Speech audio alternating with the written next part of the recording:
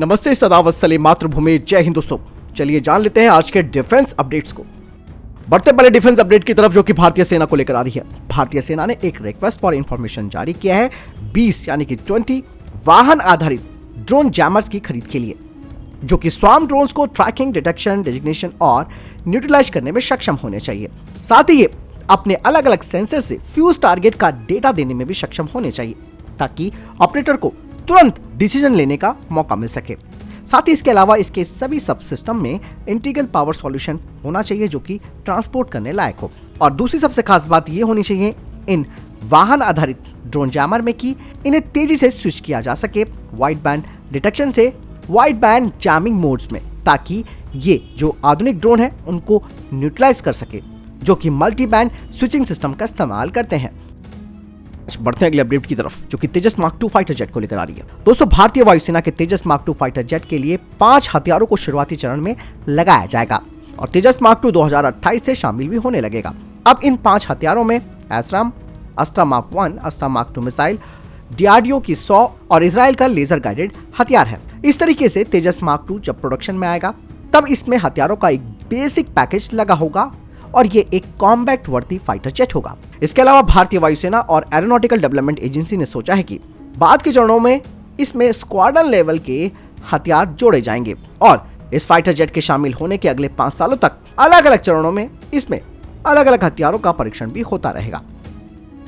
बढ़ते अगले अपडेट की तरफ। दोस्तों भारत और इजिप्ट यानी कि मिस्र की पहली ज्वाइंट मिलिट्री एक्सरसाइज शुरू हो चुकी है राजस्थान में, जिसमें कि भारतीय सेना के स्पेशल फोर्सेस और इजिप्टियन आर्मी ने साइक्लोन 1 एक्सरसाइज को शुरू किया है राजस्थान में, जिसमें कि दोस्तों पैरा एसएफ यूनिट ने नए डेजर्ट कैमोफ्लेज कॉम्बैट यूनिफॉर्म को पहना हुआ है। यह एक्सरसाइज 14 दिनों तक चलेगी और इस एक्सरसाइज में प्रोफेशनल स्किल्स को एक दूसरे के साथ शेयर किया जाएगा। यानी इसके अलावा इंटरऑपरेबिलिटी भी इस एक्सरसाइज के दौरान की जाएगी और खास करके इसे डेजर्ट यानी कि रेगिस्तानी इलाके में किया जा रहा है। कहा जा रहा है कि इस एक्सरसाइज में सर्जिकल स्ट्राइक को सिमुलेटेड टेरर कैंप और हाइड आउट्स में किया जा रहा है। बढ़ते हैं अगले अपडेट की तरफ। दोस्तों भारतीय नौसेना और फ्रांस की नौसेना वरुण नेवल एक्सरसाइज को कर रही है।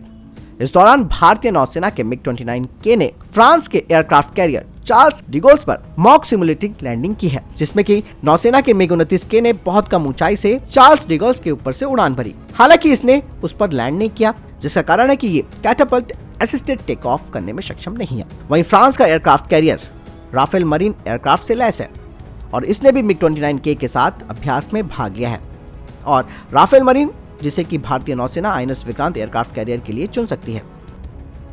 बढ़ते अगले अपडेट की तरफ, जो कि चाइना को लेकर आ रही है। दोस्तों चाइना फिर से भारत को परेशान करने की रणनीति पर काम कर रहा है।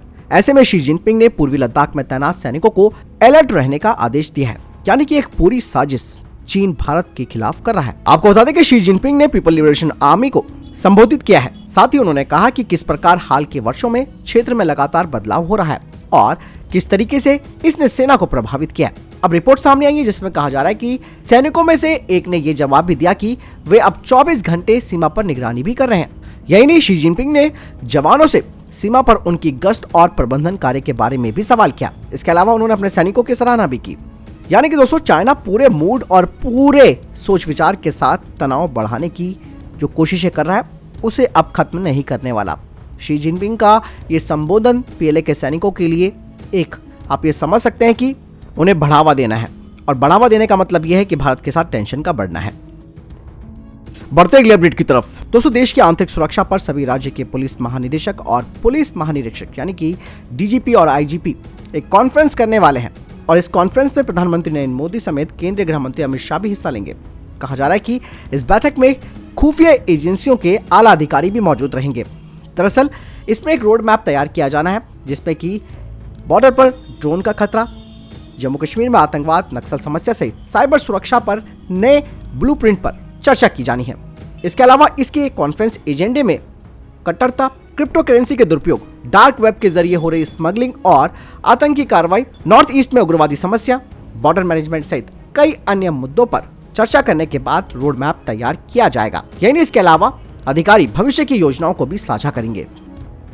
दोस्तों रक्षा अधिग्रहण परिषद यानी कि डीएसी के फास्ट ट्रैक प्रक्रिया और इमरजेंसी खरीद के माध्यम से जो अनुमानित $6 मिलियन का रिक्वेस्ट फॉर प्रपोजल जारी किया गया था 5000 मशीन पिस्टल के लिए, और इस RFI का जवाब लगभग 7 विक्रेताओं की तरफ से दिया गया है, जिनमें की 5000 मशीन पिस्टल तैयार की जानी है।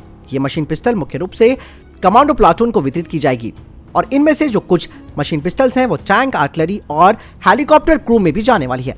भारतीय सेना एक ऐसी पिस्तौल की तलाश कर रही है जो 650 mm लंबी हो, जिसका वजन 2.5 किलोग्राम से अधिक ना हो और साथ ही ये इन सर्विस जो एमुनेशन है उसे फायर करने में सक्षम होनी चाहिए और 600 राउंड पर मिनट की दर से ये 100 मीटर की इफेक्टिव रेंज तक फायर कर सकती हो। दरअसल जिन वेंडर्स ने अपने प्रपोजल सबमिट किए हैं उसमें पुंज लाइलॉट रेव, इजरायली वेपन इंडस्ट्रीज, आईकॉमम with Caracal, Jindal defence and aerospace with Brazil Taurus state on small arm factory, optic electronics with Switzerland BNT AG और जय आर्मामेंट्स शामिल हैं। बढ़ते अगले अपडेट की तरफ जो कि भारतीय सेना को लेकर आ रही है।